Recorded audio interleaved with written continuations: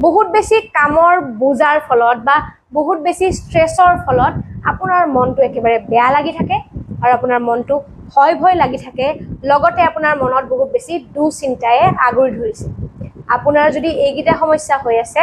আজি মই আপোনাৰ এই সমস্যা গিটা সেকেন্ডত নাইকিয়া হোৱা এটা বহুত বেছি সহজ উপায় শিকাম উপায়টো কৰাৰ বাবে আপুনি বহি থকা চকীখনত এনেকৈ হালি যাব হালি গৈ আপুনি লাহে লাহে আপোনাৰ মূৰটো ওপৰৰ ফালে নিব আপোনাৰ চকু গেইটাও লাহে লাহে এনেকৈ সিলিঙৰ ফালে আপুনি এনেকৈ চাব আৰু এনেকৈ আপুনি চাই 1 পৰা 2 মিনিট সময় থাকিব আৰু আপুনি নিজে অনুভৱ কৰিব যেন আপোনাৰ মনত থকা টেনচন ষ্ট্ৰেছ আৰু কামৰ বুজা লাহে লাহে দূৰ হৈ যাব ধৰিছে